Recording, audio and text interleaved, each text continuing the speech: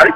Il nous a reçu un petit matin, il était très en forme, très heureux le jour-là. Lui-même, moi-même, j'ai remarqué, d'abord très élégant. Vous allez voir ça à travers les photos que nous avons publiées. Je lui ai dit, il était très élégant, très en forme. Il m'a dit oui, que ça va parce qu'il est en carême, et le ramadan qui a sa fin, et qu'en bon musulman, il se sent très bien et tout ça. Donc je crois qu'il procédait de toute façon que je n'ai pas senti de l'alcool. Je suppose qu'il soit donc totalement en forme pendant l'interview. Et j'ai introduit avec l'entretien, il m'a dit, mais sortez vos appareils pour enregistrer, je suppose que vous êtes journaliste, monsieur. Et les journalistes, ça ne demande pas des entretiens, mais où sont vos appareils? Et j'ai déposé l'enregistrement devant lui.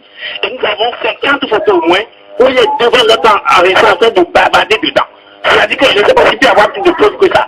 Et il a raconté tout ça en pleine conscience. Je lui posais des questions, il répondait normalement, régulièrement et constamment. C'est une interview, je ne sais pas si c'est ce que c'est une interview, on a envoyé une requête dans laquelle nous avons situé le thème. Et le président de la famille même m'a appelé, il m'a dit, le directeur de communication ce soir de préparer la rencontre. Et nous avons été entendus dans son bureau, dans son salon par le directeur de la communication, M. Aouna Radia. M. Aouna Radia a assisté à l'interview de son commencement du début jusqu'à sa fin finale. Donc je ne vois pas, je trouve bizarre, ça veut dire que ça n'est pas bizarre pour vous-même. Nous avons la photo, les sons sont passés sur des radios partout ici, les sons sont là, je donne des tas de cassettes sur lesquelles se trouvent ces propos aussi scandaleux, tout ça. Et ça, pendant l'interview, il a fait du découpe les propos. Parce que moi, j'ai déjà dans un de mes livres par le passé, et j'ai déjà travaillé normalement sur le dossier, et j'ai été témoin des premiers morts à Tabac, mais où j'étais. Donc, quand il se passe ce propos, je l'ai fait sentir.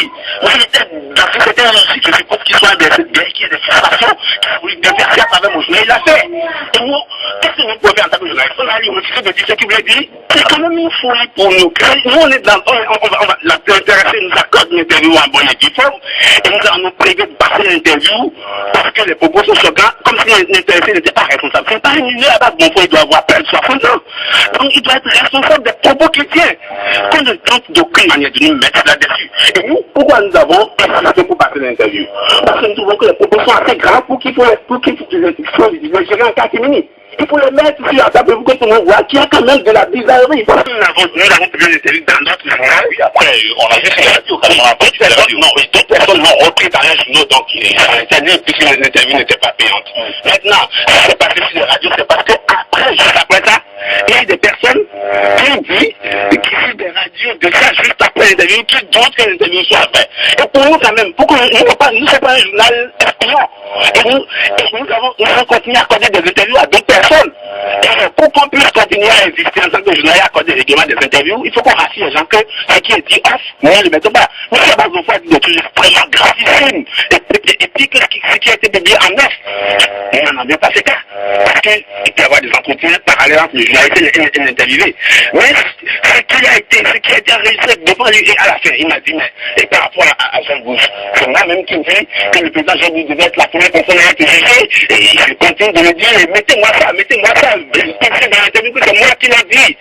Et j'ai dit, mais il n'y a pas de problème, c'est un excellent travail, on va se séparer. Et moi, je ne crois pas du tout pour ça, et je sais qu'à base de mon faute, mais c'est ça pour ça qu'il a accordé une interview, on ne dit pas le contraire. Et si on nous a fondé dans les preuves, on peut apporter des éléments, et on peut sortir des propos plus scandaleux. Je crois que la tendance à obscurer la confiance des gens et à verser les choses sur le journaliste qui n'a fait que son travail, on va notre travail là.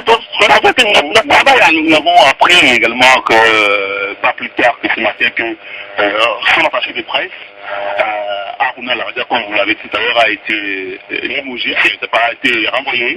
J'ai l'information aussi qu'il serait parti suivant la théorie que cela arrive, mais en même temps, je crois que c'est le compte de responsabilité au niveau du plan. Il faut pas oublier ça, parce que là, vous allez trop fort. Non, c'est pas vrai. Après, demain, on me dit que dans un journal, lui-même met en doute le fait de l'interview, on dit que c'est des propos. Quel propos? L'interview, avoir des doutes avec le micro devant, qu'est-ce qu'il appelle l'interview? Qui vient quand il veut fixer l'interview? C'est un thème de journaliste, moi, je suis journaliste.